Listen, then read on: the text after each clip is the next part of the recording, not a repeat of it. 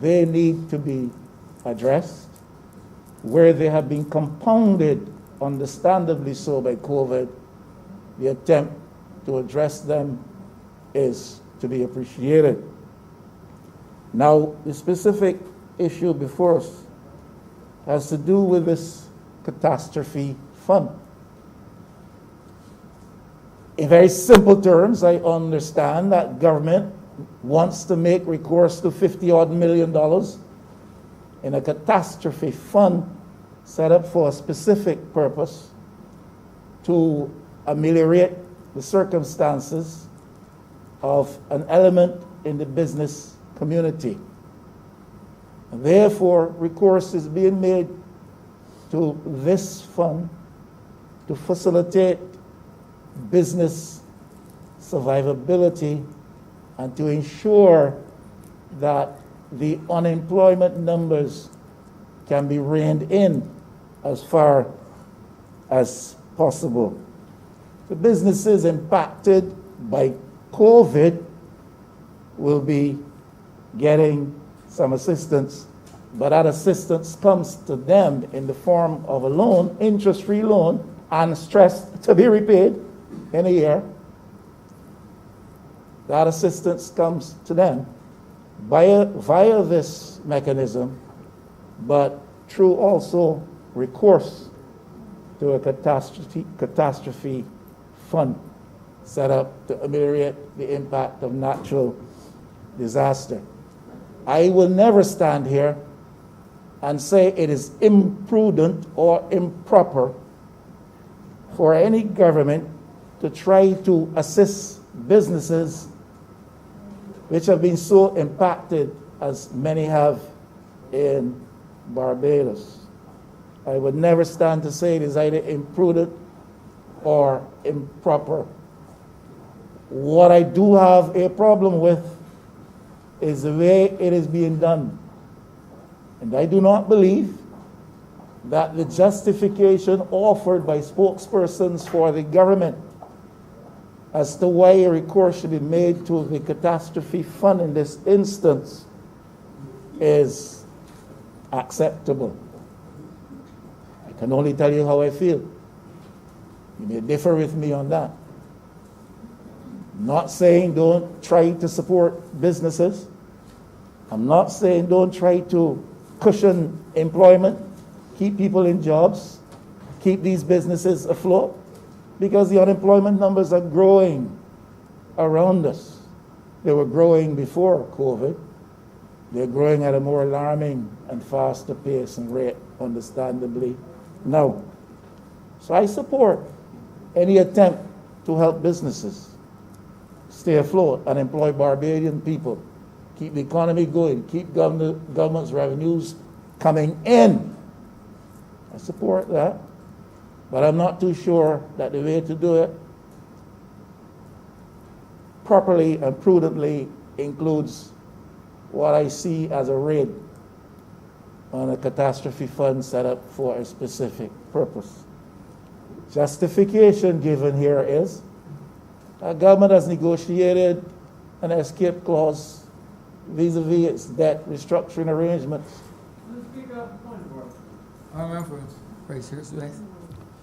Mr. Speaker, as much as I like to give the Honourable Member certain latitude, I could not, in all decency, allow the Honourable Member to suggest that the government is mounting some sort of raid of the catastrophe fund. The pandemic that we are facing is a catastrophe of the world. There's no suggestion that it is something that's simple. It is not only a health crisis, it is a significant economic crisis. And if we have a fund set up there to protect the people of the country in a catastrophe of which we are in, then we have to be prepared to access it. It is not a raid, and for the Honourable Member to suggest that it is a raid of some sort is clearly misleading the House. And I would ask that that kind of language be struck from the record. I thank you.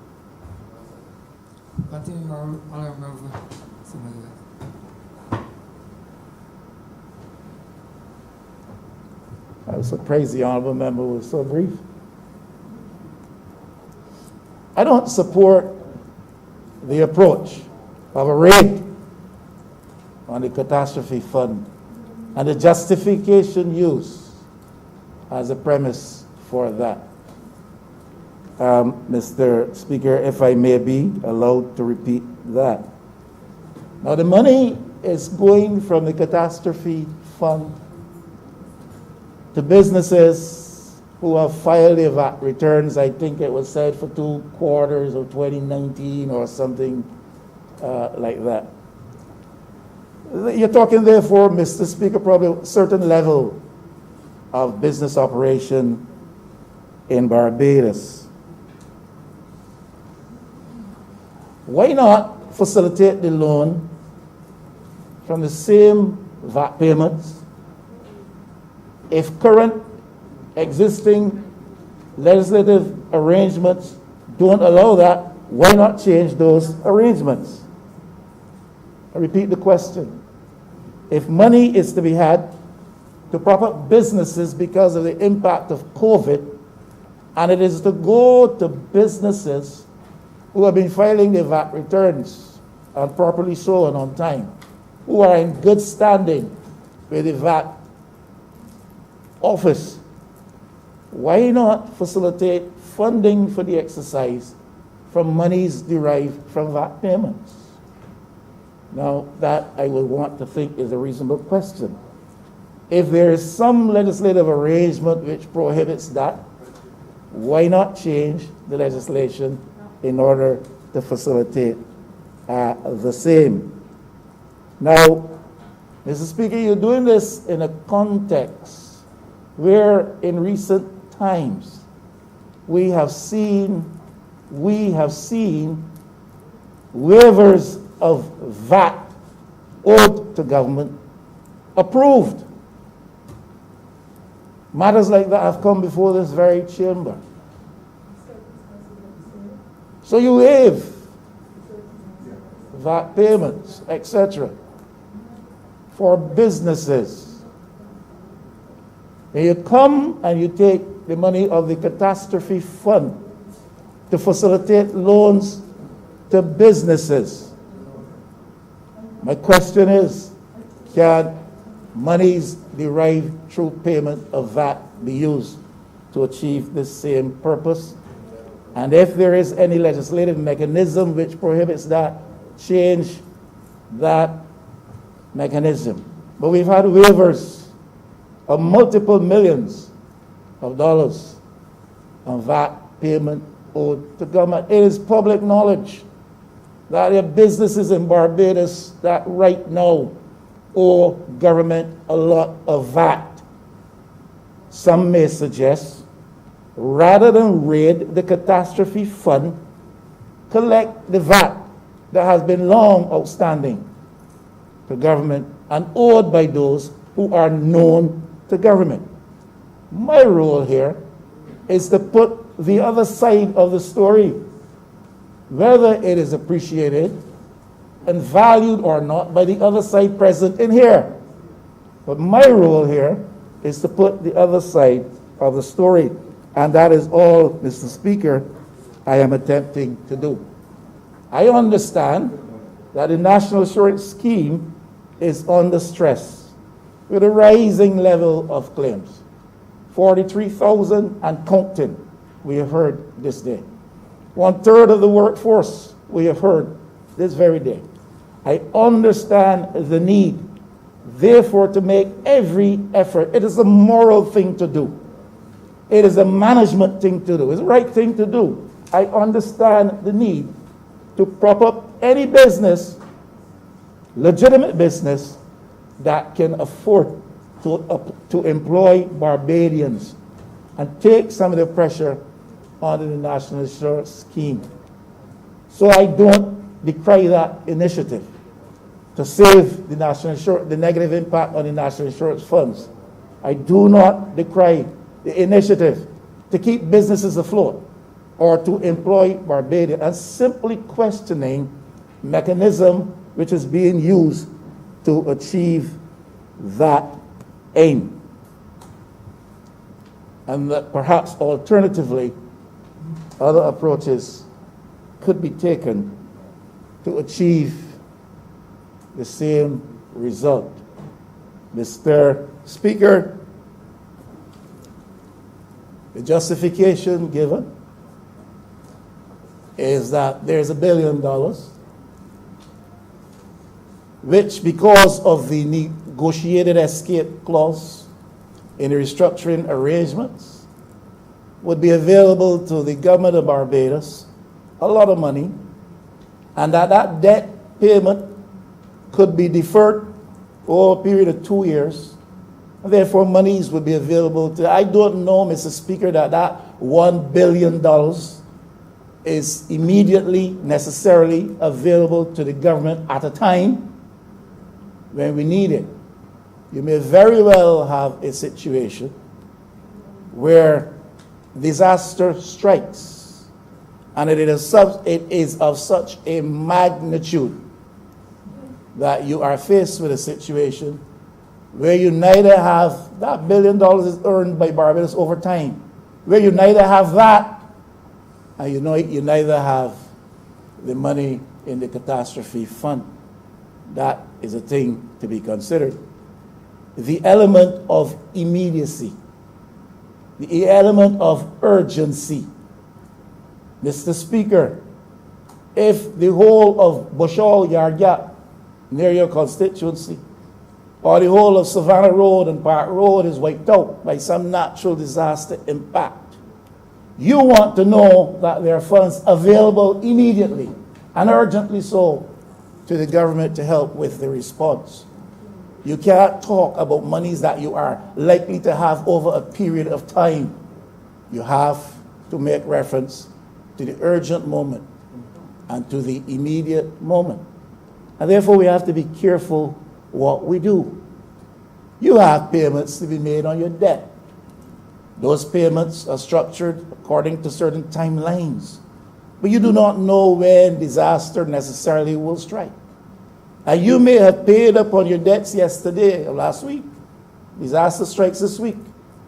You have not the money from your debt payment, and you have not the money from your catastrophe fund. In layman's terms, that's where I am coming from. That is a concern which I think I need to express in this place.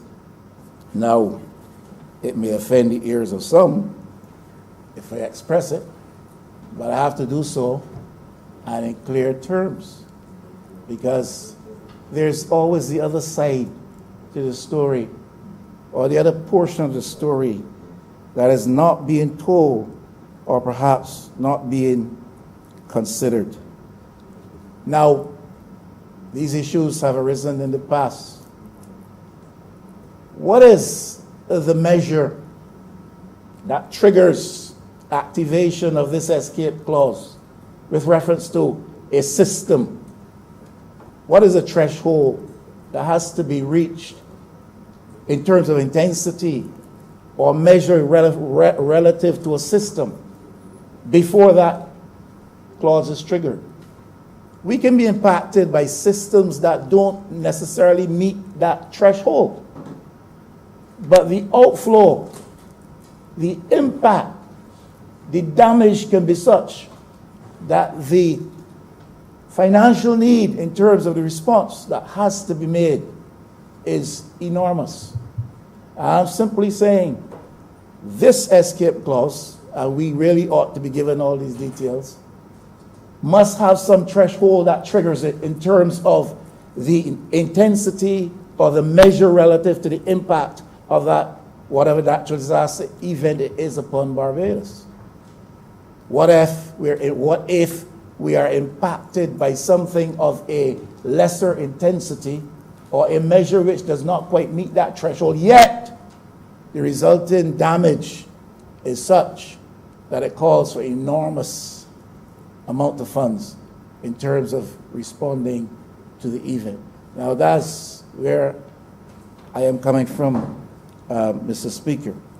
And the damage could be of such serious enormity that we don't have the capacity to respond, depending on when the event occurs. Now, if those are not legitimate concerns, I'm sure that Honorable Member for Christchurch East Central, when he speaks again, will tell me, or the Honorable Member for St. James North, who I expect would speak on this matter, would tell me. I have a few questions, Mr. Speaker, that I would want to raise in the interest of Barbadians.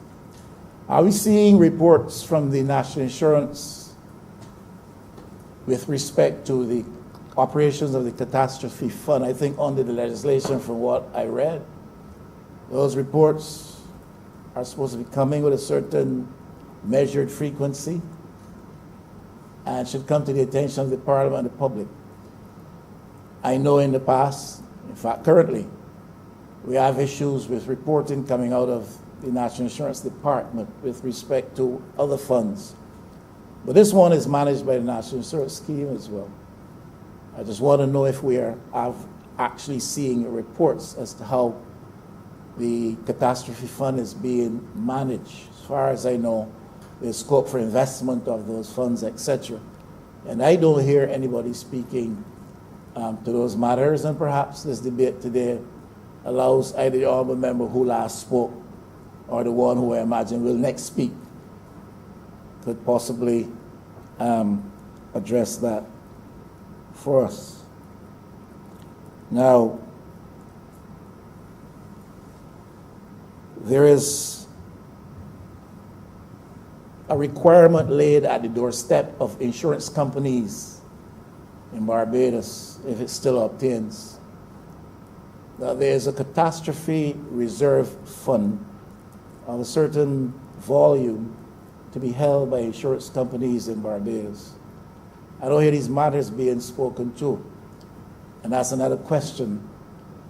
What is the level of compliance with respect to the catastrophe reserve funds, which insurance companies are obligated to hold in the event of a massive natural disaster impact, and for which they have some liability in terms of responding?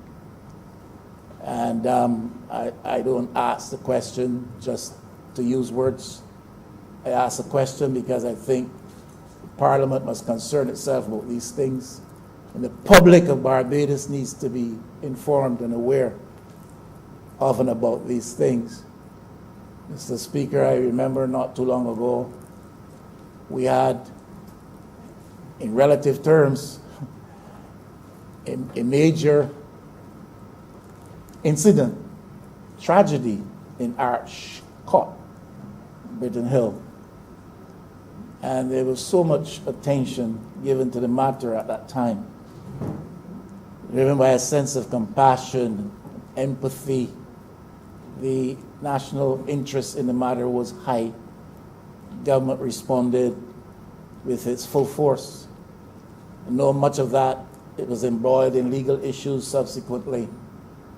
Mr. Speaker, I have not heard anything to date as to whether full settlement was ever given with respect to that matter. I mentioned that in this context. One, some of the relatives come out of St. Michael West, but beyond that, we have a situation in Barbados where sometimes and often so judgments are rendered. Liability is incurred based on those judgments, but there's no enthusiastic and early follow-through. And situations like that are just left to lie. People suffer. It would have to be admitted that government, and I don't speak of the Barbados Labour Party government or former Democratic Labour Party government, I speak of government as an institution. We would have to admit that even government in Barbados has been guilty of that when they have owed monies to people and judgments have been rendered and payment is not followed through on. And I wonder how much of that exists out there in the insurance community. And so I don't raise that question lightly, but I raise it as a serious matter and hope that the minister who next speaks can respond to it. What level of compliance or non-compliance, if any, is there at the level of insurance companies with respect to that disaster reserve, catastrophe reserve requirement, if it still exists, which I would imagine that it does.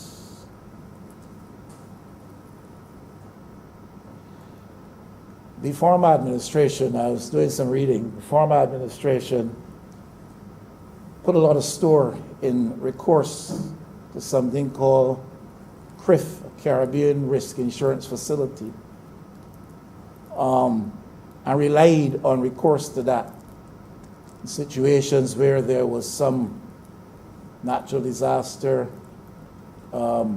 impact on Barbados, and made recourse to that and benefited to some relative extent from funds through CRIF. My reading and research suggested that that is not altogether a prudent and substantially practical way to approach that matter, for the reason that though CRIF carries a low threshold in terms of what triggers a response from them financially, the response often in financial terms is relatively small compared to the damage that one may have incurred as a nation. Dominica's had that experience where they suffered billions, over $1 billion of damage, and got about $20 million through such a fund. And so I think it was being prudently suggested to the former administration that they move away from that to the extent that they can and build up this catastrophe fund. And I know the current administration in office, when it appeared to them or occurred to them that the former administration was making a raid on the catastrophe fund, this administration now in office, when then in opposition, railed against it. I'm just asking if we're still reliant to any extent on CRIF. I don't know. I'm asking Minister of Home Affairs, Honorable Member St. James North, would be aware of those things. Now, government has committed itself to a roof repairs program. You see, COVID has come and a lot of things have been left in our wake, fallen behind. And the danger is that they may be forgotten. And perhaps when he speaks, the Honorable Member for St. James North, and by this time he must know that he must speak. I would imagine that he would update us somewhat as to where we are with reference to this matter of the roof repairs program. And there's also commitment to an insurance regime with reference to chattel houses. And these things we can't let drift, and we can't forget. Barbados existed before COVID, and God willing, by His mercies, we'll be here post-COVID. And these things must not be left eternally unaddressed.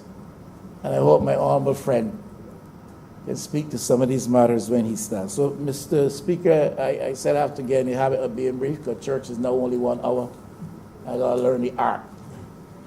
I simply say, I don't oppose businesses being facilitated by government, because businesses must be kept afloat. If the economy is to be kept afloat, people must be employed. If households must be kept afloat, I don't oppose that. I just question the prudence of this way of doing it when perhaps other alternatives could be considered. Why raid the catastrophe fund to do it?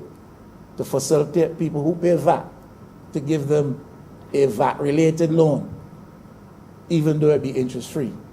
That's all I'm saying. It seems to me that we could do this another way, because I'm fearful that we may find ourselves in a situation which we do not now see, that we neither have the monies we think we will have when the time comes, and we don't have the catastrophe fund at the same time. Yeah. You want the options? Come. If you want the options, if you want the alternatives, when Parliament adjourns today, come 2 floors down. It's 1 floor down, 2 floors down, and sit with me. I thank you, Mr. Speaker. And I did give an option, by the way. Honorable St. James North. Thank you, Mr. Speaker. Honorable, could you turn off here? Honorable St. Michael West, could you turn off? Oh, sorry. The Honourable Leader of the Opposition has essentially called me out to speak. I don't know. I think that this is quite clear. This amendment, or rather, in fact, new Catastrophe Fund Act that is being brought for the approval of Parliament today. The previous act, in fact, is a 2007 act, so which would have been piloted through this Parliament, in fact, when the Honourable Leader of the Opposition was part of the administration of the day. And in fact, he was a previous junior minister in the Ministry of Home Affairs and the Attorney General to the now Honourable Prime Minister, sir. So he would have been instrumental. He would have been instrumental in piloting and having this act passed through Parliament. A fantastic act, sir. Creative, an act which, in fact, by its definition of catastrophe, sought to give financial aid to persons who would have been victims of fire and hurricanes and earthquakes. And of course, since then, sir, we've had many. We've had Thomas, sir, which would have passed through. And many persons under the last administration, still even now, the roofs haven't been repaired, sir. That is the frank reality. So it is not any act that any right-thinking person who loves and cares about Barbados would oppose, sir. What we are seeking to do today, of course, is to widen the definition of catastrophe to include, for example, pandemics, sir.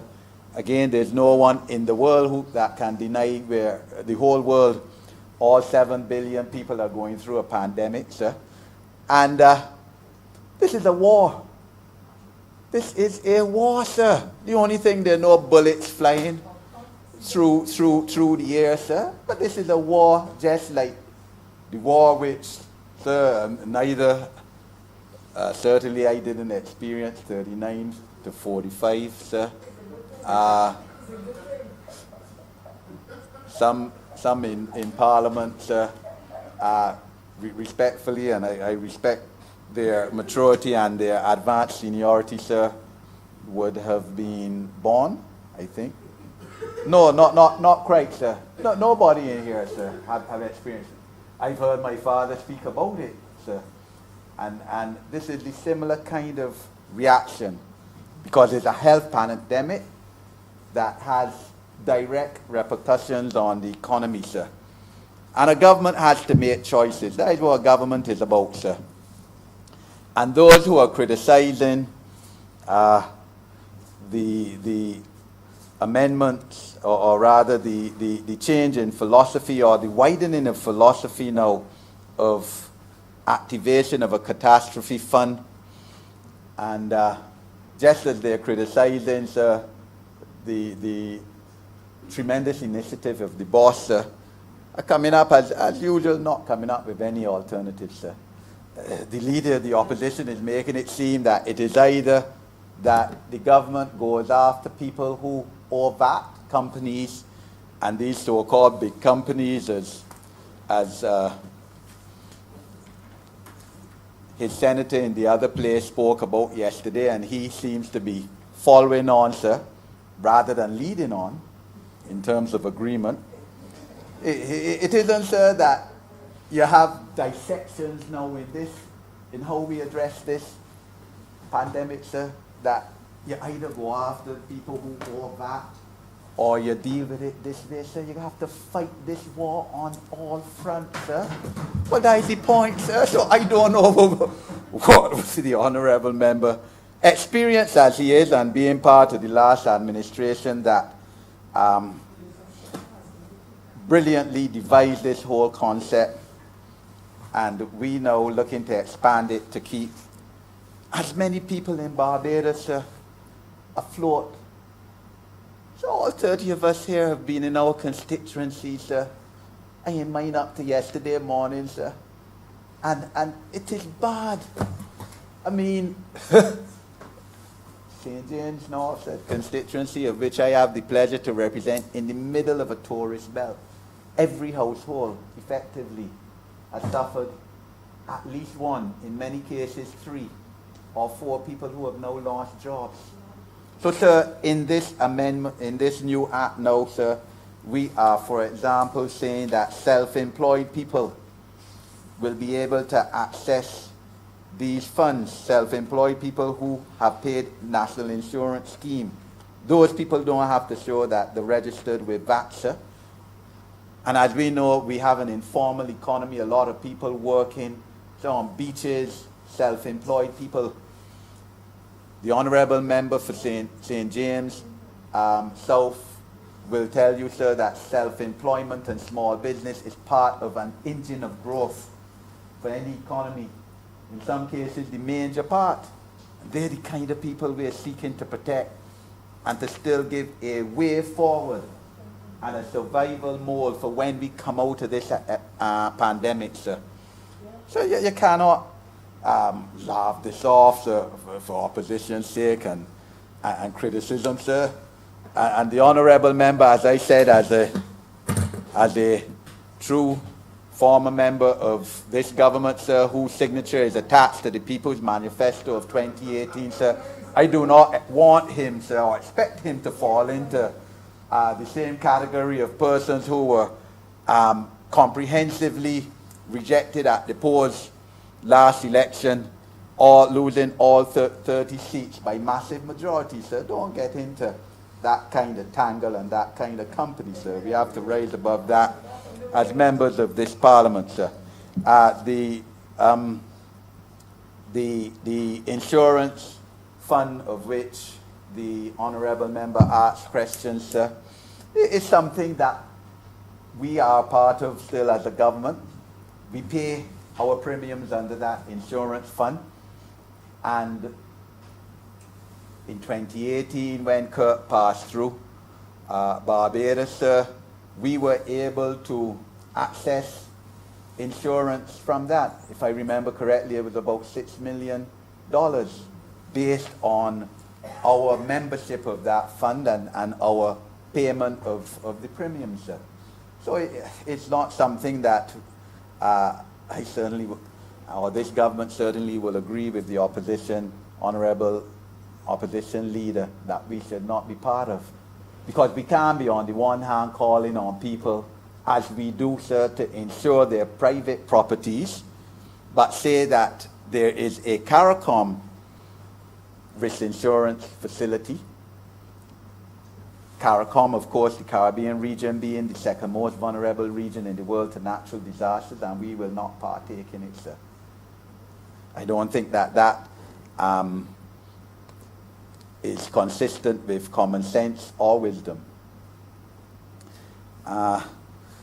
So the fundamental basis of the initial 2007 Act remains in terms of persons who are affected by fire and hurricane, and of course helping the most vulnerable people, sir, in this event, because people who own property, chattel houses not valued at more than $150,000 and whose income is less than $25,000 annually, sir, will still continue to be able to access grants under this fund, sir. It isn't that is being done away with, so the perception that is being given by those who oppose for opposing sake that this is now going to facilitate big business and, you know, rich people, sir.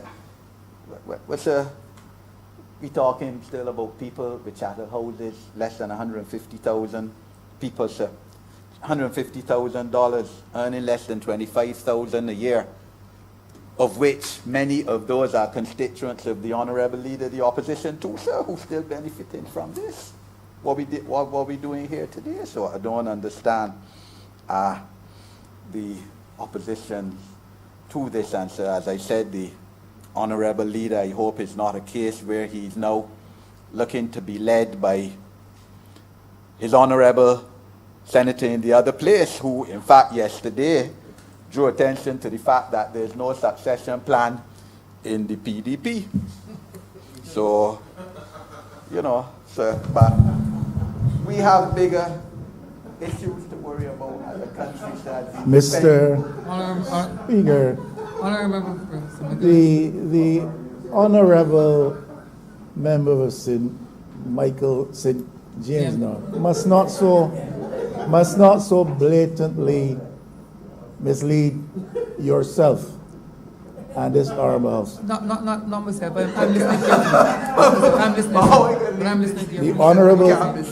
The Honourable Senator of whom he speaks spoke with reference to a trade union and not a party called PDP. And he should be honest about that one. Understood, Honorable Member. Continue, Honorable Member. Sir, so to wrap up, sir, because I don't think that I need to convince the people of Barbados that this, what we're doing here is within their total interest, sir. But, and I know the Honourable Member for Christchurch, East Central, who presented it, would also speak to this. But again, sir, we need to rid the minds of those objectors, and certainly it must never be in the minds of right-thinking Barbadians that this government has been party to, again now, writing off big businesses' VAT in registered judgments, sir. I mean, I've been a member of this cabinet. It's a privilege for the last 2 years, and I know of no case where any registered judgments against companies that owed VAT have been written off by this government, this cabinet, this parliament, sir. So, again, to give the impression that that has been done, quite frankly, is not within the spirit of Parliament, where veracity must always have pride of place. Sir, I am in full support of this act, which is before the Parliament. It gives greater breathing space. Sir, we can't deal with what would happen if there is a storm which is not of hurricane force, and therefore we can't access those funds. A government can't operate in that manner. A government that is fighting a war, sir, that is fighting the greatest global health problem in a century, and now combined with a comprehensive global economic situation, and even worse than that 100 years ago, because the economy of the world, as we all know, and as the Honourable Member who presented and the Honourable Member for St. Michael South Central would know better than all of us perhaps in here. The world is so intertwined in terms of its economy and its trade that a sneeze in China affects Barbados. That, you know, we do not have the choice now to say, look, just deal with it in this way but not this. We have to deal with it in all aspects. And this has been an extremely creative way devised by those who are mandated with the decision-making authority to come up with solutions for the survival of our people, sir.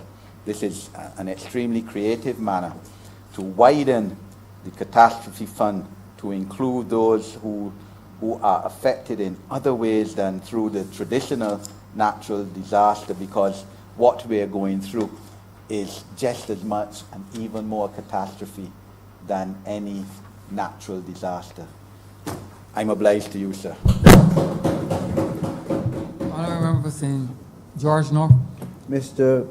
Speaker, sir, I shall observe the COVID rules because I believe that at this time we need to devise COVID rules so that members can really stick to the script and speak for no more than 2 or 3 minutes. And therefore, I will speak for 3 minutes today on this exercise. Mr. Speaker, since 1997, this bill was passed by the last Barbados Labour Party's administration, but nobody since 1997 was able to access a single cent of this fund. And under the previous Democratic Labour Party could not bring the regulations in place, and therefore persons could not access these funds at all.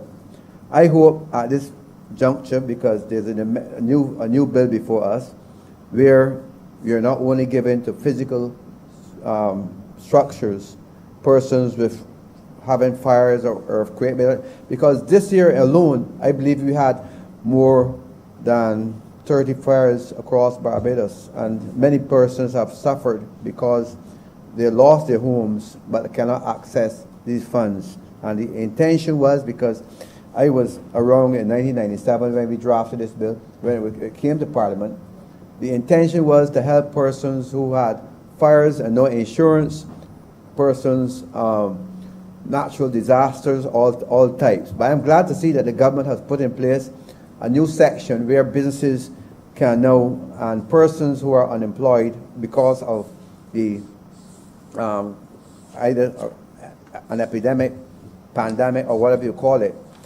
I would like to see, though, that the government put in place a regulation where persons can access these funds in quick time. In some countries, and I refer to some developed countries, where businesses suffer, where you have a structure in place, and the businesses are named. So you have categories of service businesses, and you have categories of like construction and so on. I would love to see the types of businesses, for example, legal, medical, service industries, and so on. And you list them in categories where you give each business according to, you look at their profile and give them according to what they have been getting for maybe a year or two. I know in Toronto what happened, all lawyers and doctors and so on who had problems got they got money up front. In 3 days,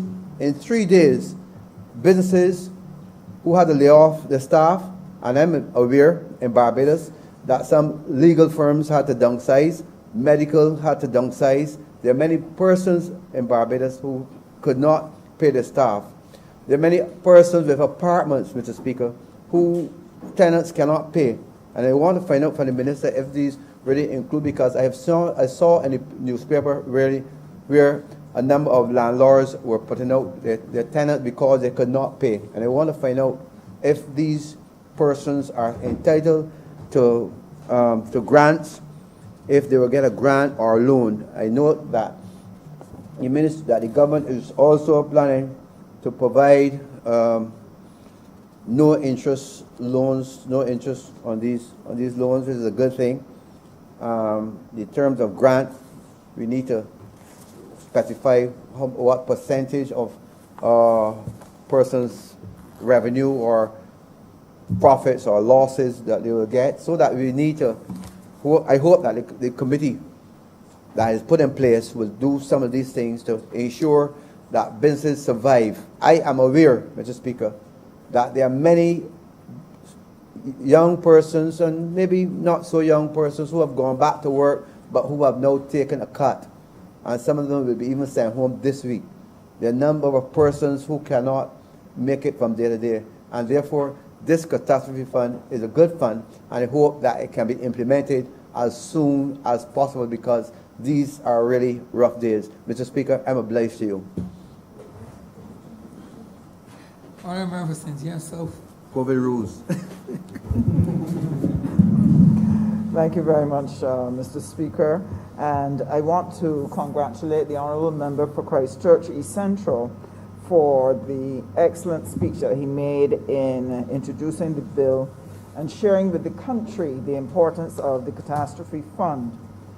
I have to say that when he spoke about the fact that government has sought to use innovative ways, I really wanted to applaud very loudly because in truth and in fact, this government, especially the economic team under the leadership of the Honourable Member for St. Michael North East, has come up with a number of innovative approaches to managing the crises facing Barbados that has enabled this country to be able to survive extremely difficult circumstances. This government, in all the history of Barbados, this government has faced more crises than any other government come into office to govern this country.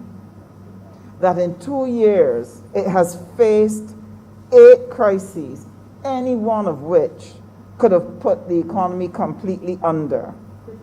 We came in and found the foreign reserves low. We had the fiscal deficit and an enormous debt that we could not manage.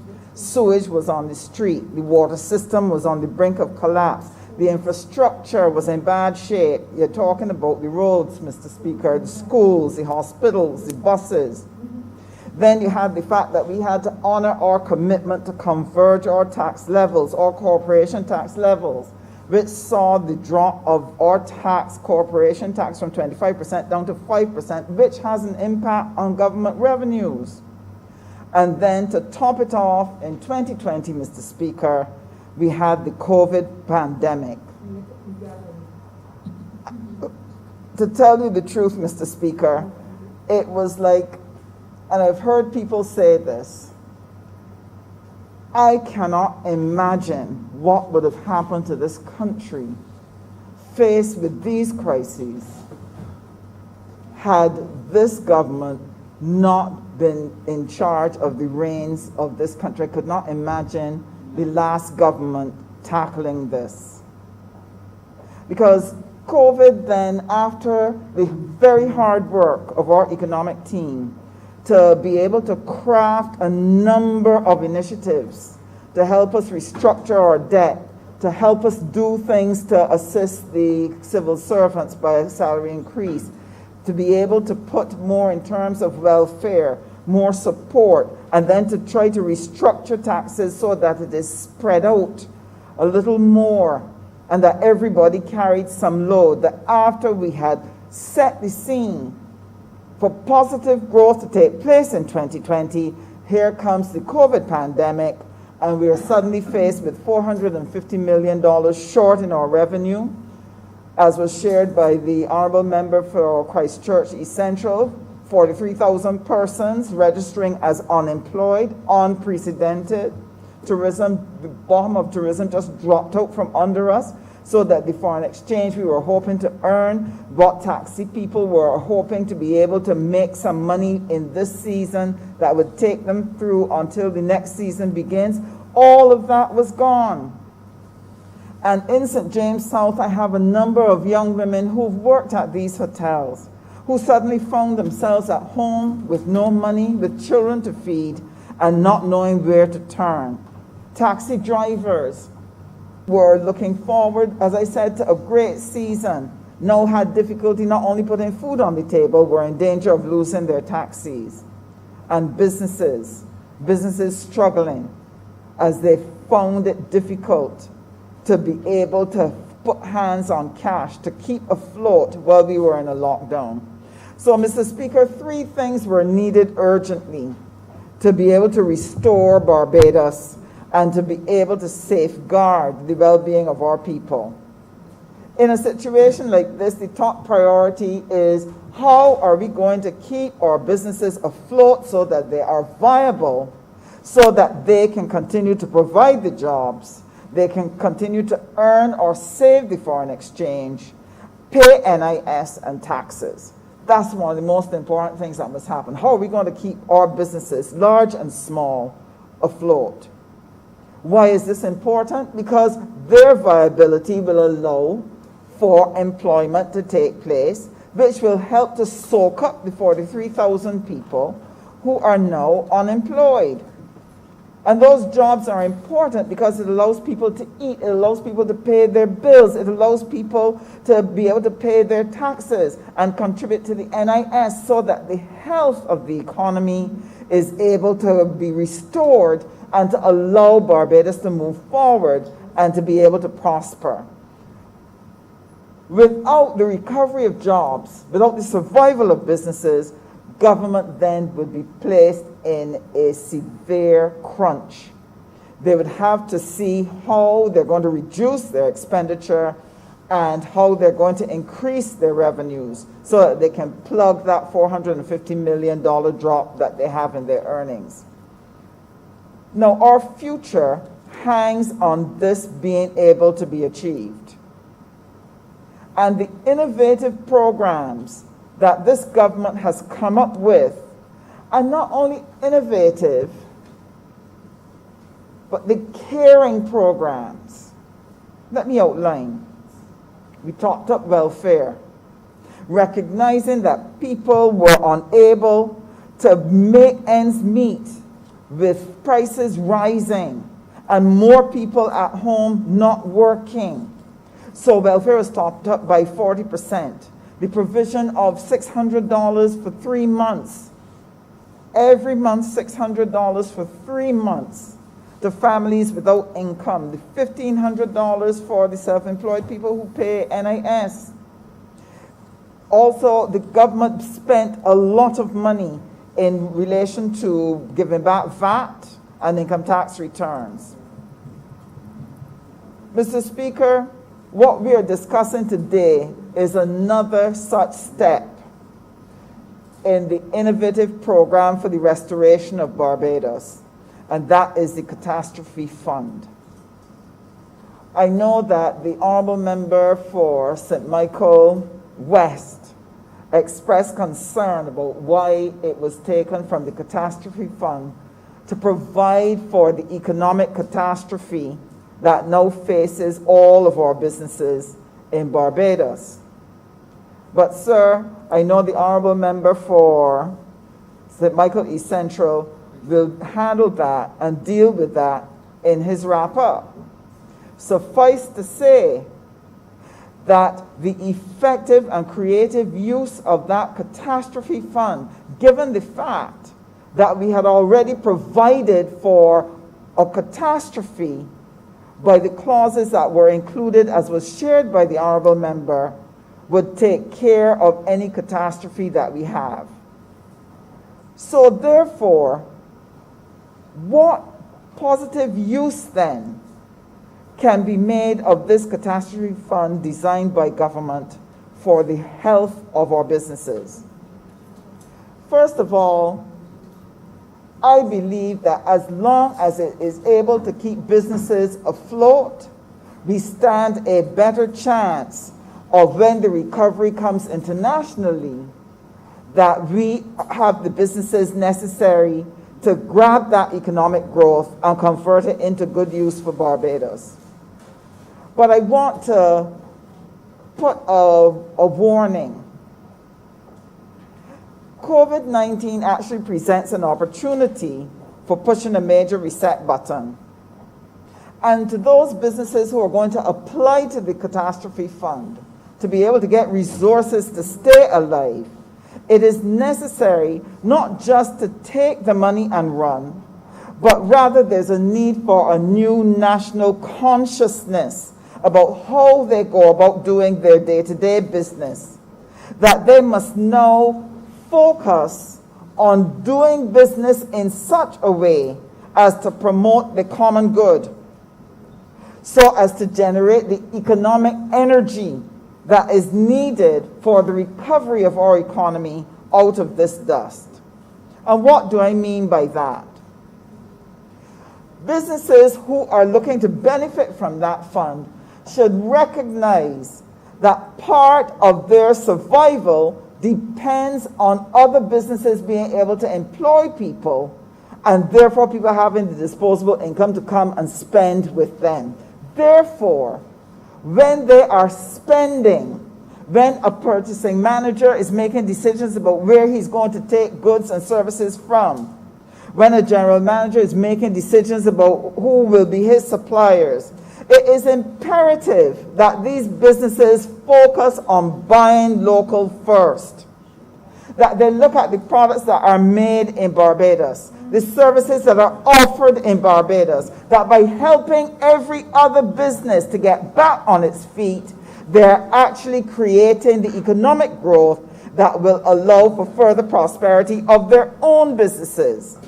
Because the more people who are working, the more people who are spending, the more that business will benefit, because the economy is thriving and it is recovering. So that new national consciousness must be there. Along with that national consciousness, there must also be a pivot that recognizes that, look, and it was said well by the Honourable Member for Christchurch East Central, that we have to not only look to our own well-being, we have to be conscious of the well-being in the region. That the OECS or CARICOM neighbors are important to our own survival. When we do the analysis of trade within the region, it is recognized that Barbados is one of the countries that does extremely well from the CSME.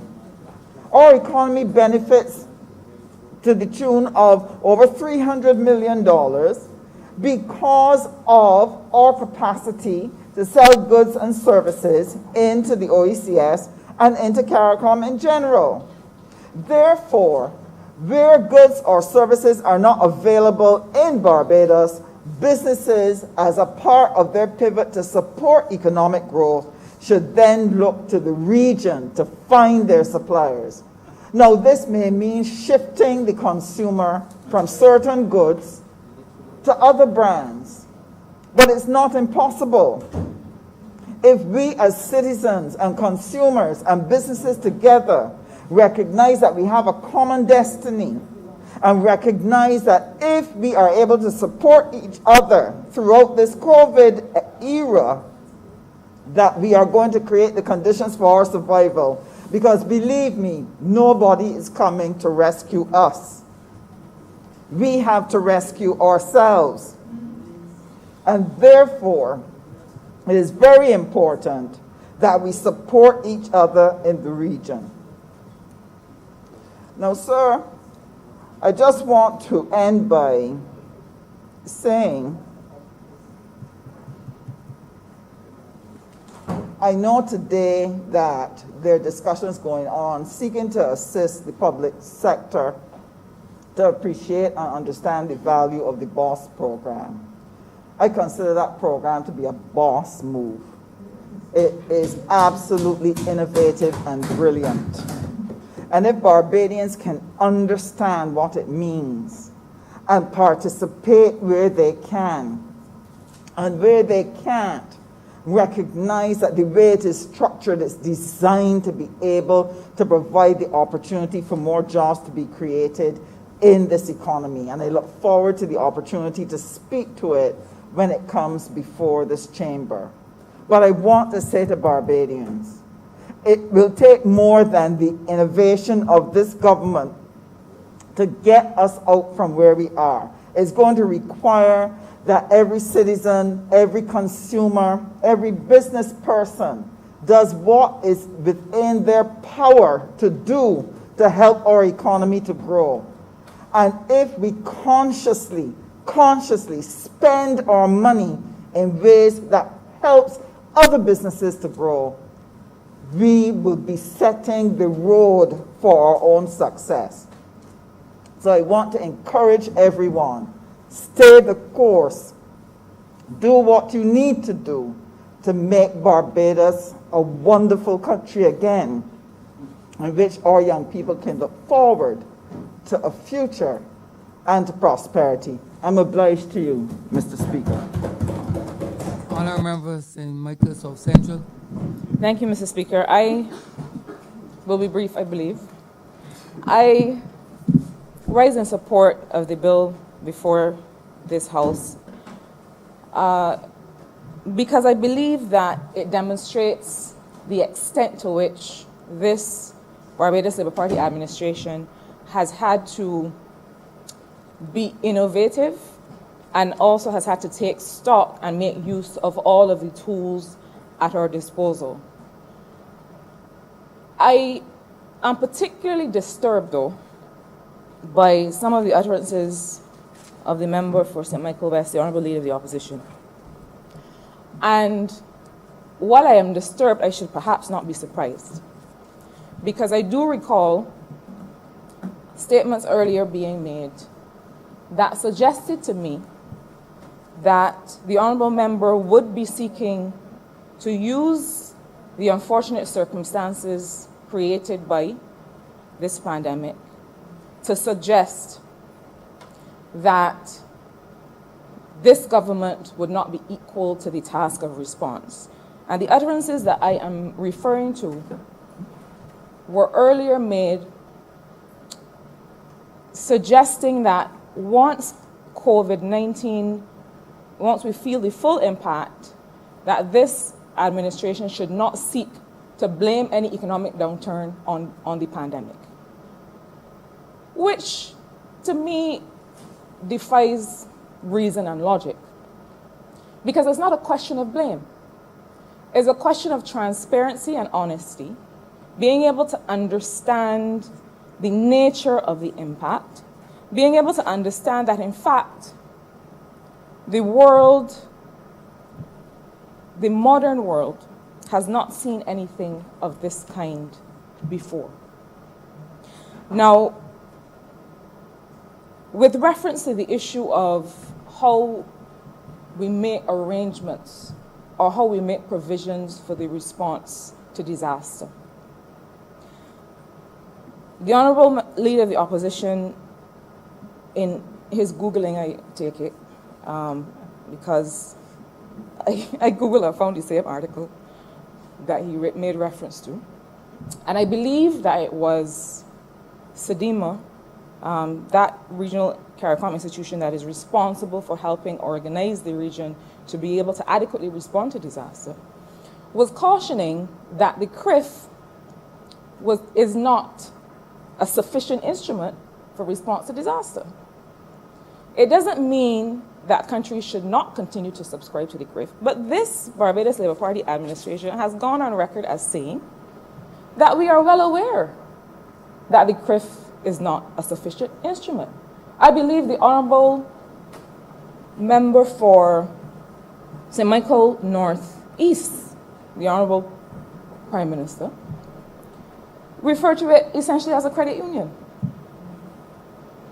so that you can only benefit from what you are able to put in. And the fact is that as a region that is most affected by the impact of climate change, the global community cannot expect islands like Barbados, including islands in the Pacific, to be the ones who are responsible for also coming up wholly with the solution when we see the worst impacts of that climate change. So it is no revelation to this chamber or to Barbadians that the CRIF is not a sufficient instrument. We are happy that it exists. And we are also happy that the parametric triggers are not just about a major hurricane or a major weather event, but they're also things like extreme rainfall and so on. But the fact is that we have already made this statement publicly. It is the reason that not just Barbados, but the entire international community has sought to come up with new kinds of instruments. And right now, Mr. Speaker, sir, we are in the process of finalizing arrangements for Barbados to be a part of and have access to the Inter-American Development Bank's contingent credit facility. Let me say a little bit about this contingent credit facility, because I believe that once this chamber and Barbadians understand what it is, that it would also shed some light on the extent to which the notion that we should not include a pandemic in the catastrophe fund response is a nonsense. If ever there was something that was a catastrophe, it is the COVID-19 pandemic. And in fact, the international community has responded by taking all of its similar instruments and expanding them to include pandemics. So it is not only Barbados that is realizing that, in fact, things like COVID-19 are by definition unforeseen shocks. They are disasters, they are catastrophes. The government of Barbados did not make that up. The whole world is shifting to reflect that understanding. And as a matter of fact, the contingent credit facility of the IDB was created very recently just for natural disaster. And at the time it was created only for natural disaster, the government of Barbados expressed an interest and started to negotiate to be included in this, what would be a rapidly dispersing fund after a natural disaster. So when it happens, when it hits, the country is able to bypass all of the regular processes and to immediately have access to liquidity. The climate resilience issue, the disaster preparedness and response issue is twofold. We have to build in resilience beforehand, but then we also have to make sure that we have access to cash after the fact. And so I do take the point of the Honourable Member for St. Michael West that yes, the CRIF was not enough. But the Contingent Credit Facility for Natural Disaster has two modalities as it stands now, and is now adding two further modalities. The first modality is for natural disasters, allows countries to access US $300 million, or 2% of the country's GDP, or whichever is less. So that is the response to the notion that the CRIF is not enough. Yes, the CRIF is not enough. And that is the reason that Barbados will now have access to this new facility. Rapid dispersing, giving us access to liquidity so that the kinds of things that people need, medicine, cleanup, making sure that we have business continuity and that people's lives can continue, that is what these resources will be made available for. But I go further. Based on discussions with its warring members, including Barbados, and especially Barbados, I dare say, there was a second modality added. So that the first modality covered only earthquake, hurricane, and extreme flooding. But the second modality, based on agitation and advocacy from this region and from Barbados, now includes storms, tsunamis, and droughts. And why does it include drought? Drought is something that is an effect of climate change. And while it is not necessarily related to a single event, the effects can be just as disastrous and just as catastrophic. We are living it now. We are living it in Barbados today. And we see that we are all affected. Farmers, anyone who has to be able to rely on the predictability of water supply is now affected by the fact that we are in extreme drought conditions. And the experts say that this is perhaps the worst drought that Barbados has ever seen. And so it is agitation by Barbados that allowed entities and international financial institutions like the IDB to include this as a parametric trigger. But they want to go further. Were it up to the IDB and others, they would also want to include slow onset events, things like beach erosion. They feel, again, based on representation made by us as tourism-dependent economies, that even though this is not based on an extreme weather event, it is one of those creeping impacts of climate change and should be considered as a parametric trigger in instruments such as this. But I want to say, in addition, Mr. Speaker, sir, that immediately when COVID-19 began to affect the economies in the region, the IDB, based on discussion with its members, added 2 further modalities. One was a COVID-19 modality just for this pandemic to allow countries to have very quick access to resources, to liquidity, in response to the catastrophe. And they are calling it a catastrophe. It's not just Barbados that's calling it a catastrophe. But they also went further. So they also have included a modality for health risks. That is what they're calling it. They haven't even said pandemic. Because more and more, the world is realizing that it's not just about natural disasters. That there's so many ways in which the people and the economies of a country can be exposed to an unforeseen shock that was not in anyone's control. So I hope that that outline gives some assistance to the Honourable Member for St. Michael West in understanding the definition of catastrophe. Because you don't have to Google it and you don't have to look in a dictionary. You just have to look around to see how it is impacting people in real terms, in real life. I will tell you that the first day that I went walking around in St. Michael South Central after we really started to feel the effects of the pandemic here, I happened upon some people liming outside a shop. There were many of them. And each one gave me the story of where they were working, the fact that they were let go, how many people in their household were also let go, how many people live in that household, how many of them are children who have to go to school. The fact is that the impact was immediate. It was deep and it was wide. You do not have to Google it to know that this is the definition of a catastrophe. And perhaps if the Honourable Member walked around in St. Michael West as much as his soon competition or already competition replacement does, he would understand the definition of a catastrophe. But I also want to make reference to another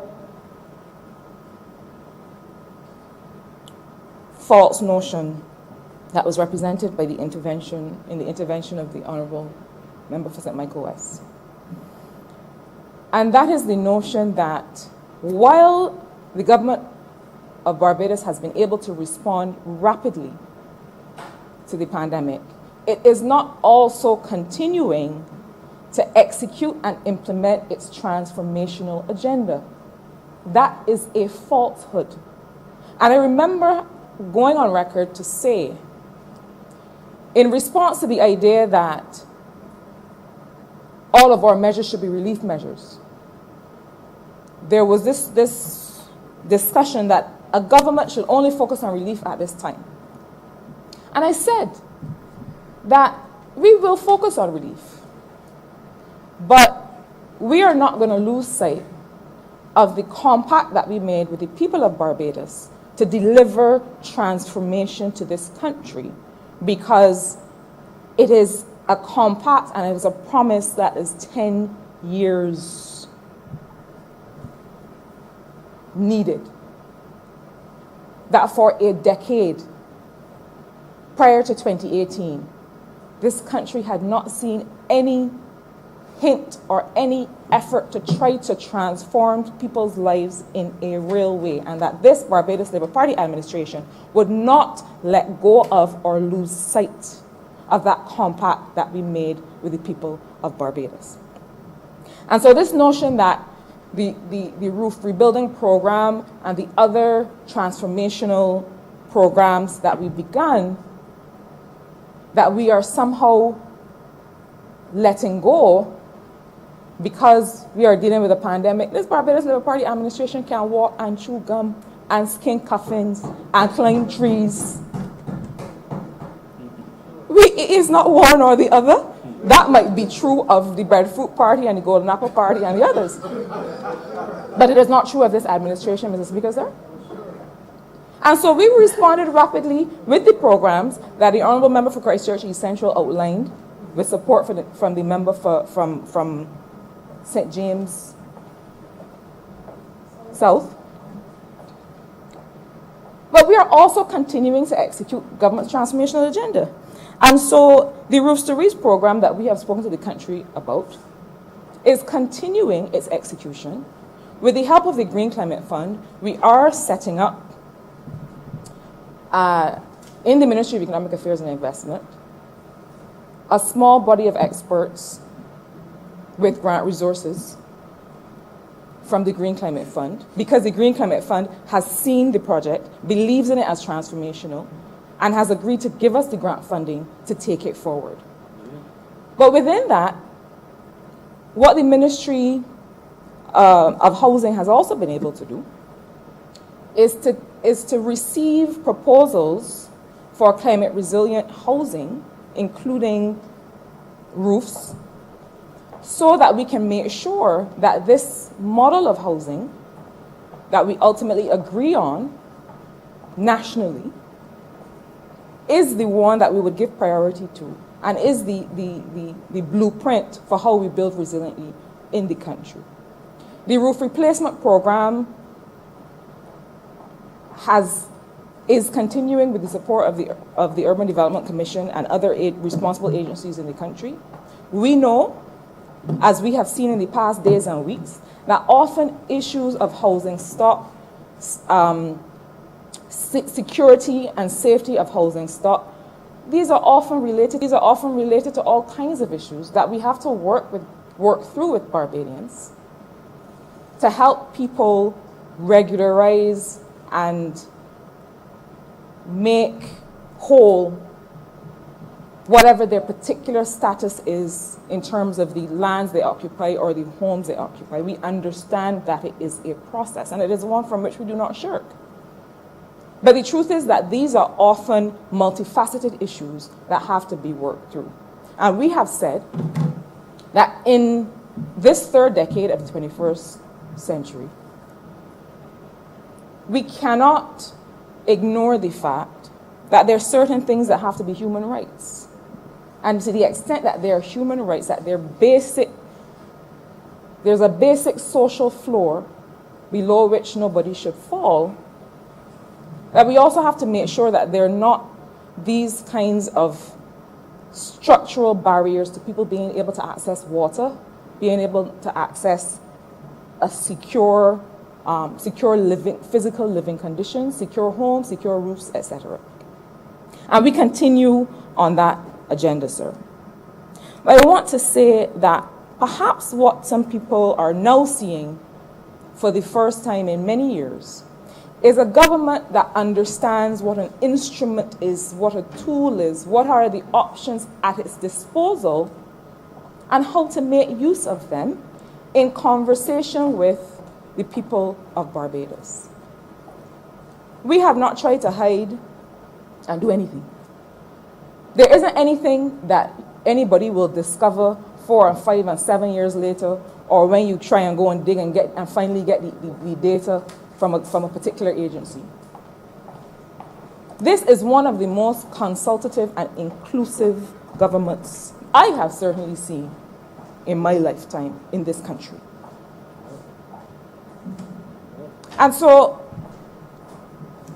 I hope that that short intervention has shed some light, more than Google could, on the kinds of things that this government is doing as part of an entire ecosystem of disaster and catastrophe response. To be able to give the people of Barbados the assurance that we are not just planning for now, we are planning for the future, we are planning for coming generations of Barbadians, and that together with the people of this country, we got this. I'm obliged to you, sir.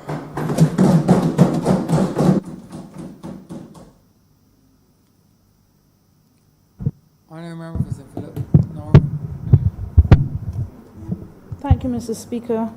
I'm going to be short as usual. First of all, I want to thank the Honourable Member for Christchurch East Central for his great presentation. And I would also like at this time to thank the Honourable Members for St. Michael South Central, who made it more or less come alive for me. I think many members of the country would be pleased at what she had to say about the inclusiveness of the catastrophe fund. I want to bring it down now to my constituency level at this point. I am one that believes in prophylaxis and repair rather than waiting on the emergency situation to happen.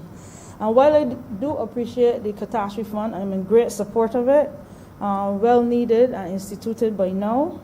I am appealing to the relevant ministry to have a look at the list that we would have sent in with house repairs. Right now I have constituents in St. Philip North where I could stay at the front of the house and look through the house to see the backyard. I need this to be done urgently. We are now in the hurricane season, and I would wish not to wait to use the catastrophe fund to look at things like this. House insurance is an area that I would like to see. I don't know how to do it, extended to the poor section of our communities. The truth is a lot of us cannot afford house insurance. Whether it's wall or wood, cannot afford house insurance. I am not sure how we can negotiate with the insurance companies. I'm not sure what we can do, but it deserves another look at. As part of the disaster management too, I would like to use this opportunity to bring up the roads in St. Philip North. I know I was told by the Honourable Member for Christchurch West that we had enough. But the truth is we don't. And I want to use this opportunity to push a little bit for the so-called private roads. There are a number of so-called private roads in St. Philip North that are currently used by many public people. And it's on the books, the legislations, that we are not allowed, correct me if I'm wrong, to repair these roads. I think it's grossly unfair. I have houses, 10, 20 people living on the street. I can name at least 3 in St. Philip North that they have been fighting with successive governments to have a little help with the roads. I'm appealing at this point. Ruby, Long Bay, Sanford, there are many of them. There's also an area in Fortescue. I've been hearing calls, getting bills for some of it. Fortescue is an area where there's one entrance. If something, definitely the disaster fund will come in there, the catastrophe fund. There is only one entrance to a community that houses several thousand people. I need that looked at as well. And now I have the opportunity. I know the Honourable Member for St. James North spoke, and I was hoping that he would bring up something with respect to the hurricane shelters. St. Philip North now has 4 Category 1 hurricane shelters, one being public, Hilda Skeens Primary School. I had a look at it, and I am noting that it is they are more or less in a cluster. In other words, members of almost 3/4 of St. Philip will find it difficult to get to these areas. They service more the 6 Roads area in that vicinity. In other words, we have areas, Blaze Hill, Three Houses Hill, Bayfield. I can name quite a few thickets, parish land, vineyard that cannot get to any of these Category 1 shelters if something were to happen. So it may be worthwhile putting some funding into fixing maybe a couple of these schools or churches to get them up to scratch. I am happy to see that the self-employed persons are being included in this. What I would say though, that I think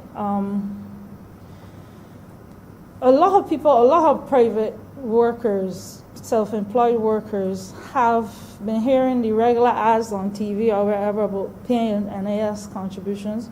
Fantastic. But I don't think many of them realize that it is limited in terms of what they get at the end of it. In other words, I think the benefits need to be extended to sick leave. Self-employed people do get sick. And I don't know if that was a glitch at the NAS. Self-employed people do get ill. They get ill and we need a little support. I was smart enough or got enough advice to know that I needed to put myself as an employee of my business, but there are many people, fishermen, maids, other people that paid as self-employed, and they get sick. And nothing is coming in to support them during that sickness. That could be as short as 2 days, but we don't get after 2 days as long as months, depending on what is happening, and they do pay.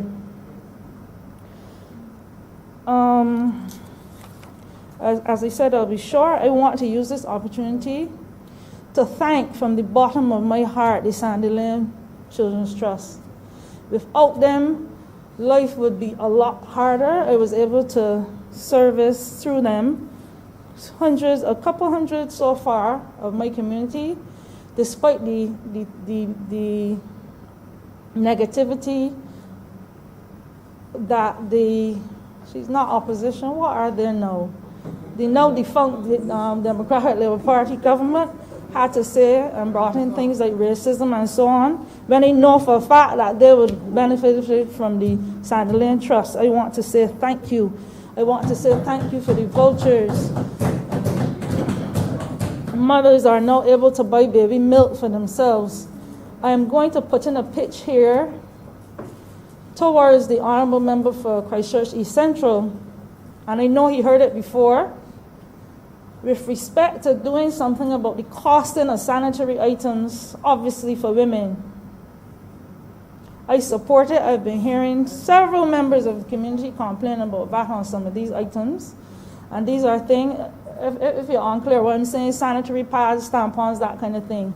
Yes, Honourable Member, they are necessary and we need to do something about the cost. And right now there are a lot of people coming out of COVID that really cannot afford it and you really can't do without it. Have a look at that. I don't know that the Sandy Lane vouchers would suffice for that because it's a children's charity. But these are common basic things that we need to address, regardless of how petty it might sound. We need to address those. I want to say a few words with respect to the renters, people that rent and were unable to pay because of COVID or even longer. There needs to be some. Yes, there are some I have that experience myself that just would not pay because they just chose not to. They know their rights.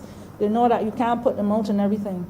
But there's some that are suffering right now on the brink of being expelled out of their rented homes. I don't know what can be done. I think we need to have a backup plan with respect to things like this, with respect to disasters, with respect to people being put out of their homes.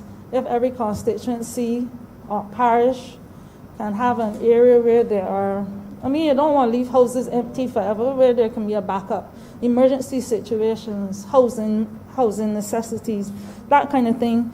Well, I am still mindful that landlords still have to pay their land taxes and utility bills. I'm very mindful of that, but the government needs to come in where necessary to help out some of these people that are on the brink of being put out. That being said, I promise to be short as usual, and I've come to the end of my speech. Thank you very much. Honourable Christchurch East Central. Thank you, Mr. Speaker, and I wish to thank all honourable members for who contributed to this debate. And it is an important one, certainly in the circumstances. I will just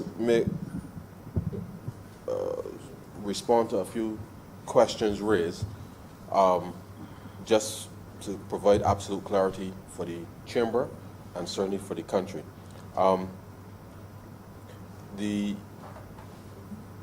When COVID hit, and I think as the Honourable Member for St. Michael South Central clearly articulated, it was absolutely immediate, Mr. Speaker, and the harsh reality is that businesses and employees came to almost an abrupt halt with respect to incomes, salaries, wages, whatever you call it, sir. And representation was made to us with respect to the suspension of some of the statutory obligations, which includes national insurance payments on behalf of the workers to improve cash flow. Some businesses wanted to suspend VAT to government, and obviously all kinds of things in response to what clearly was an extraordinary circumstance. And we had to look, certainly, sir, and consider everything that was put to us, given that we do operate on the basis of consultation. And obviously, given the anticipated reduction in revenue to government, and considering that at a time that was everything had been withdrawn from businesses and individuals by way of income and cash to businesses, as well as salaries to workers, that government's response had to be ramped up. So we cannot ramp up, sir, our response to people if there was a suspension of payments of any type to government, because then we wouldn't have the cash flow, sir, to be able to respond. So we had to respond to people fairly, and therefore what the honourable member for St. Michael West indicated about whether or not you could use the VAT funds to loan back to the to the persons really, sir, would just have opened a wider gap in government's ability, fiscal position, and therefore would imperil the government's ability to respond. So we looked at the use of the catastrophe fund, as the member for St. Michael South Central said. We had a tool, an instrument available to us to use, and we're using it. And therefore we came to the chamber here today, sir, to give the legal authority to be able to do that, as you can appreciate, because it is an extraordinary circumstance. And the truth is, sir, this instrument will only be used in the context of a pandemic or some national catastrophe that impacts, obviously, a wide cross-section of people. So to suggest that to use those businesses who will continue to pay VAT into the government, which now has to service a whole set of other needs, would just imperil the cash flow for government and our ability to respond. So we indicated to them that we could not, at this stage, consider any deferral with respect to commitments, whether it's national insurance or what have you, even though there are a few elements in other parts of the program directly that can do that. But as it relates to government's cash flow, we were not in a position to do that. Permit me, sir, in response to the honourable member's question about the natural disaster clause, just to read from, and this would have been the debt holders bill that we would have debated in the chamber, sir, on April 30th of last year in respect to debt restructuring. So I will just read the clause, sir, and respond to the honourable member. And it says the exchange instruments to be issued, this is the natural disaster clause, the exchange instruments to be exchanged to individuals as part of Government of Barbados' exchange offer will include a clause that will offer both creditors and the Government of Barbados some protection against future debt distress caused by a major natural disaster. This natural disaster, in inverted commas, sir, clause would allow for the capitalization of interest and the deferral of scheduled amortizations falling due over a 2-year period following the occurrence of a major natural disaster. The trigger for a natural disaster event would be a payout to the Government of Barbados above a predetermined threshold by the Caribbean Catastrophe Risk Insurance Facility, CRIF, under the Government of Barbados Catastrophe Insurance Policy. For full details will be provided in the offer letters to the holders of the affected debt. So, sir, we included the natural disaster clause. I was looking on my iPad for. I know that we last year we increased the coverage that we under the insurance policy. So, with respect to CRIF, to be able to ensure that we have as comprehensive as possible a response. And as the member for St. Michael South Central indicated, we all know, sir, that CRIF, like the catastrophe fund, is not enough in the event of a major disaster. And therefore, that's part of the reason why we included the natural disaster clause in the bonds, to give us that space to be able to respond. When Tropical Storm Kurt passed, it was last year, last year, or the year before? It's 2 years now? Is that, oh, sorry, the time is flying. When Tropical Storm Kurt passed, sir, Dorian was last year, yes, yes. And as the member for St. James North indicated, we received a payout from CRIF of just over almost $6 million in that respect. And that was related to the flooding that we would have experienced at that particular time, sir. And therefore, the trigger with respect to being able to suspend your bonds are already built in, sir, to the bond structure, so that if there is a major disruption, sir, caused by a natural disaster, we would know. And it will not be a discussion, sir, whether or not Barbados has been impacted or not, or was the severity, sir.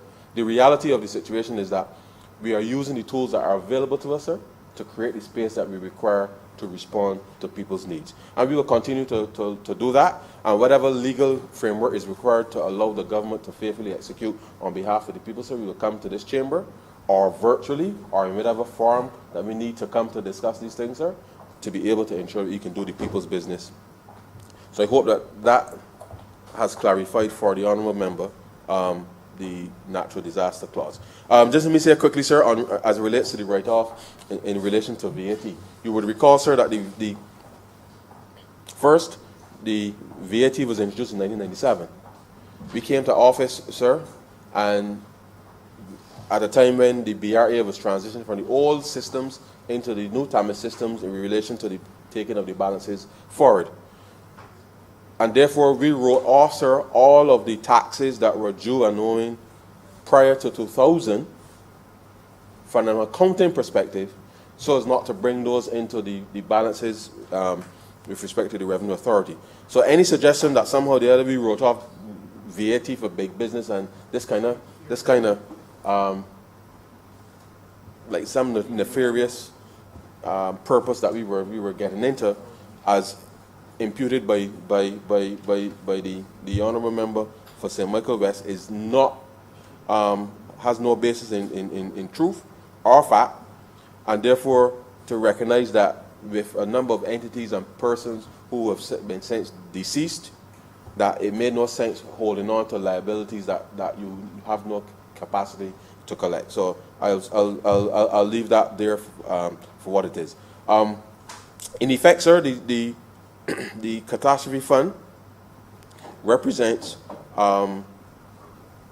for those persons who are whose incomes are below 25,000, pretty much represents, sir, that insurance type policy from a general insurance perspective, given that everybody when they work and pay the national insurance contributions would in fact contribute the 0.1% of the insurable earnings, and the initial intent was to provide that given the difficulty that some persons were having with respect to getting insurance for especially chattel houses at the time. And so it is critical that, one, we assure the public that will still continue. We will work and have been working with the insurance companies, which I do know provide coverage for chattel houses as well. And therefore, it's something that people just need to be able to recognize that it is important that you, no matter what, sir, and as we are seeing here, whether it's the catastrophe fund, whether it's the natural disaster clauses, whether it is the government using other means or other resources, that we have to look at the solutions from a multi-pronged approach. So, because you can never ever depend on any single thing, sir, to be able to respond to a circumstance. Let me just, for clarity, sir, and the benefit, to just say to the public through you, sir, and as we have introduced the business cessation benefit for self-employed person, just going to go through very quickly, sir, what are in fact the benefits that self-employed people already are entitled to once they make contributions to the National Insurance Scheme. And any person will go to the NIS website, nis.gov.bb, and see it laid out very clearly. So all persons who make contributions as self-employed persons will benefit from the sickness benefit, sir, the maternity benefit and grant, and I know that once we settle on the issues related to paternity, that the paternity too would be included there. Funeral grant, sir, the invalidity pension, old age contributory pension or grant, as well as survivor's benefit. The only difference between this and any other, well, not government employees, but private sector employees would obviously be the unemployment benefit. That is the only difference between that and what other persons will have. So self-employed persons making their contributions are entitled to these suite of benefits, and therefore I encourage all self-employed persons to get themselves right, because getting yourselves right allows us, the government, to make policy decisions in these circumstances. And the reality of it, sir, is that, as you know, we have had to, because of the circumstances, provide through the Household Survivor Program, $600 to households where there's no income, no pension, no person working, no person self-employed, no person having any income for that matter. And the reality is that with the business cessation grant in place now, and as we expect the economy to open back, sir, that the reality is we want to signal to people that if you are indeed self-employed, that you have to make yourself right with the National Insurance Scheme, which allows the government to make policy decisions. If you're not going to benefit from the business cessation grant as a self-employed person, then you will be under the conditions with respect to the $600 for the household. And the reality is that you can't want something and not contribute to it as everybody else is doing. And therefore I urge, sir, I urge all self-employed persons to get themselves right as it relates to the national insurance, as well as with the BRA. But in this particular matter, obviously it's critically important that it allows the government to make policy decisions based on the circumstances, and therefore you have to be in a position, you have to be compliant with the obligations that are on you as a citizen in the country in order for us to be able to move forward and settle. And so, sir, I am proud to bring this piece of legislation here today to allow the government to move forward within the context of the law, even though I know that we have made decisions in the past in the spirit of responding to people. We have a greater responsibility to ensure that we can bring the society along. This is one aspect, as I said, of our response to COVID, and the Ministry of Finance, as well as the other agencies and ministries involved, will bring the appropriate legislation to ensure that we are always on the right side in terms of the law with respect to the execution on behalf of the people in Barbados. And so, sir, with those few words, I'm obliged to you. I beg to move that this bill be read a second time. Beg to second that. Question is that the aforementioned bill be read a second time. All those honorable members in favor, please say aye. Aye. Those against, please say no. Me think the ayes have it. Mr. Speaker, I beg to move that you do not leave the chair and the House resolve itself in committee for further consideration of this bill. The question is that the Speaker do not leave the chair and the House resolve itself into committee for further consideration of this bill. All those honorable members in favor, please say aye. Those against, please say no. Me think the ayes have it.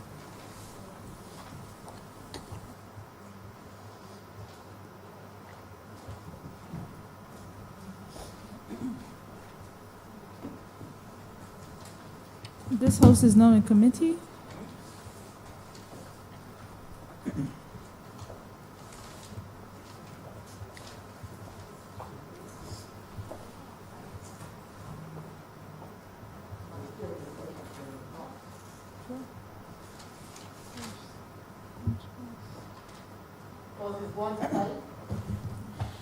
Madam Chair, I beg to move that clauses 1 to 5 stand part. Beg to second that, ma'am. Question is that clauses 1 to 5 stand par. All honourable members in favour, please say aye. Aye. All honourable members against, please say nay. Methinks the ayes have it. Madam Chair, I beg to move that clauses 6 to 10 stand part. Beg to second that, ma'am. Question is that clauses 6 to 10 stand par. All honourable members in favour, please say aye. All those against, please say nay. Methinks the ayes have it. Madam Chair, I beg to move that clauses 11 to 14 stand part. Beg to second that, ma'am. Question is that clauses 11 to 14 stand par. All honourable members in favour, please say aye. All those against, please say nay. Methinks the ayes have it. Madam Chair, I beg to move that the first schedule be the first schedule to the bill. Beg to second that, ma'am. Question is that the first schedule be the first schedule to the bill. All honourable members in favour, please say aye. Aye. All those against, please say nay. Methinks the ayes have it.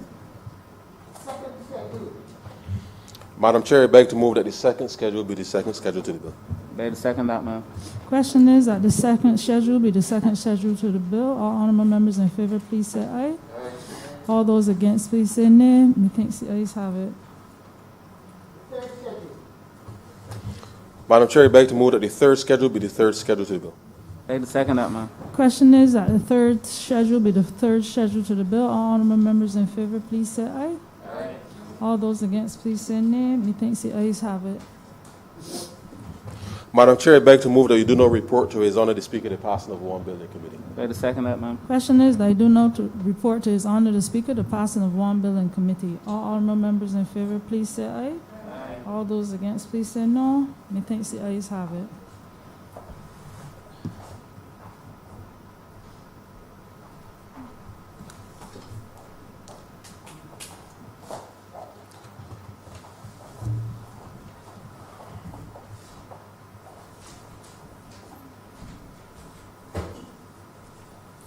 The chairman of committee has reported the passing of one bill in committee. Mr. Speaker, I beg to move that this bill be read a third time. Beg to second that, sir. The question is that the aforementioned bill be read a third time.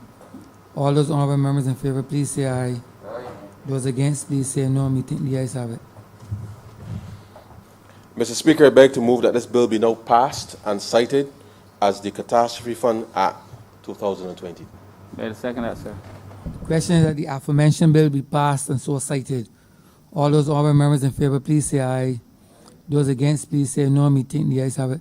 This bill is passed and so cited. Honourable Leader, Government Business. Thank you, Mr. Speaker. I beg to move that the sitting be suspended until 3:15, sorry. Until? 3:15. The question is that this honourable chairman will be suspended until 3:15 p.m. All those honourable members in favour, please say aye. Those against, please say no. Methinks the ayes have it. This honourable chairman stands suspended until 3:15 p.m.